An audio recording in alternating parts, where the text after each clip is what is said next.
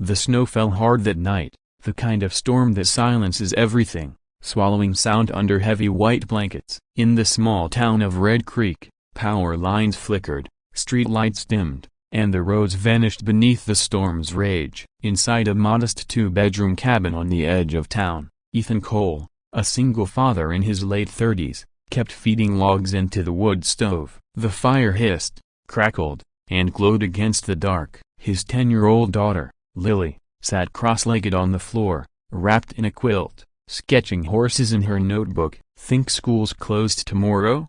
she asked with a grin, her pencil scratching fast. Ethan chuckled. "If this keeps up, kiddo, we'll need sled dogs just to get out the driveway." He masked his own worry. Money had been tight since his discharge from the army and the divorce that followed. He worked odd jobs and mechanic shifts, handyman repairs, anything to keep food on the table. The storm meant no work tomorrow, no pay, and another week balancing bills. But tonight, he wasn't going to let Lily see the weight pressing down. She looked up, her eyes shining. "We'll be fine, Daddy." "We always are." That's when the sound came, a faint rumble, not thunder, not the plow. Engines. Two strangers in the snow. Ethan stepped onto the porch, snow slapping his face. Two motorcycles crawled up the road, headlights dim in the storm. He thought at first his eyes were tricking him. Who would ride in this weather? The bike swabbled, slowed, then one skidded sideways. A man and a woman,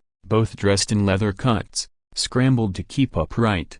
The patches glistened under the snow. Hell's Angels. Ethan's instincts kicked in. The army in him said caution, the father in him said help them. He trudged into the storm, shouting over the wind, "You'll freeze out here, come inside." The couple looked wary. The man's beard was frosted white, his face hard. The woman clutched her ribs like she was hurt. "We don't want trouble," the man growled. "It's no trouble," Ethan said firmly. "You won't survive out here." They hesitated, then followed him toward the cabin. Inside, Lily's eyes widened. She whispered, "Daddy, a broken bar." "It's okay," Ethan reassured her softly. "They're guests." The man introduced himself as Bear, the woman as Roxanne. Their voices carried gravel and miles of road. They admitted they had gotten caught on a ride back from the rally, the storm sweeping in faster than expected. Ethan gave them towels, blankets, and set a pot of chicken soup on the stove. Lily served it shyly,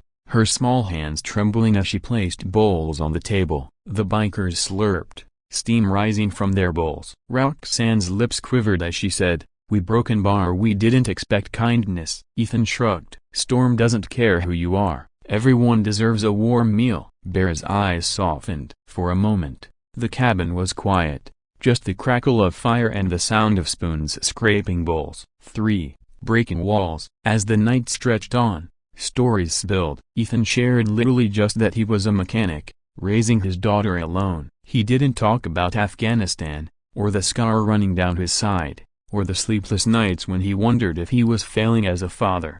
But Bear and Roxanne, warmed by soup and fire, opened up. They spoke of long roads, of being judged by their patches, of losing friends along the way. Roxanne admitted she'd been in pain since an accident months ago. They were trying to ride home before the snow trapped them. Lily, curious, asked, "Are you bad people?" "My teacher says Hell's Angels are dangerous." Roxanne laughed softly. "We're not saints, kiddo. But bad people? Depends on who you ask. We love our family. We ride free, that's all." Bear ruffled Lily's hair gently. "Your dad's got guts letting us in. Most would have slammed the door." Ethan looked at his daughter, then back at them. "My little girl deserves to see what kindness means. Doesn't matter who's on the other side of the door." For the first time in months, Ethan felt peace. He wasn't a struggling vet or a man drowning in bills. He was simply a father showing his daughter the right thing to do. 4. The departure. By morning,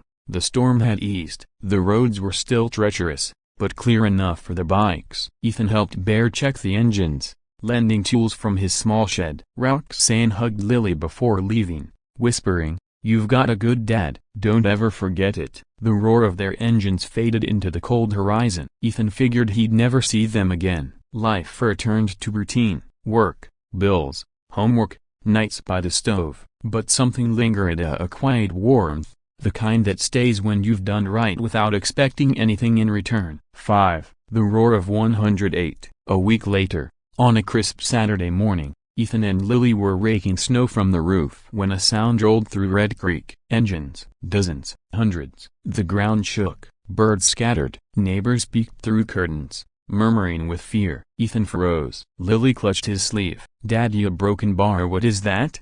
Over the hill came 108 motorcycles, chrome glinting in the pale sun, leather cuts flashing red and white. The Hells Angels. They filled the road, parked in perfect rows in front of Ethan's cabin. Bear and Roxanne stepped forward, helmets off, smiles wide. "Thought we'd stop by," Bear said. His voice carried not threat, but gratitude. Ethan's neighbors gathered nervously at the edges, whispering about gangs and trouble, but what happened next silenced them all. The riders dismounted, one by one, pulling off gloves, shaking Ethan's hand. Some clapped him on the back, others crouched to talk to Lily, handing her small gifts of bracelets, patches, even a toy stuffed bear. Roxanne lifted her voice. "This man, this single dad, opened his home when we had nowhere to go. He didn't judge us, he didn't ask for anything, he gave us hot soup and kindness. That's family, that's brotherhood." The crowd of bikers roared in approval,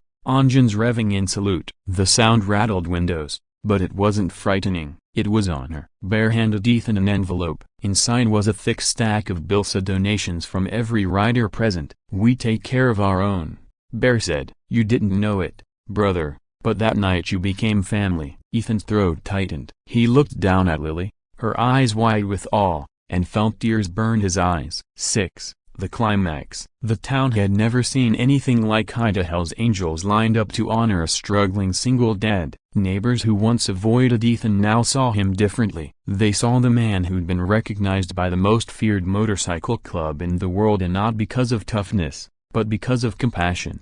For Ethan, it wasn't about the money, though it helped. It wasn't about the reputation, though it silenced whispers. It was about the lesson for his daughter. Kindness echoes further than you can imagine. That night, as the bikers rode off in a thunderous parade, Lily whispered, "Daddy, you're a hero." Ethan pulled her close. "No, kiddo, I just did what anyone should do." She shook her head. "Not anyone would, but you did." 7. The message. Life didn't suddenly become easy. The bills still came. Work was still hard, but Ethan carried something now, a reminder that the smallest act of kindness could ripple across the world in ways he never dreamed. Sometimes it takes nothing more than a bowl of hot soup in a snowstorm to change lives. And as Red Creek remembered the day 108 bikes honored a single dad, Ethan and Lily,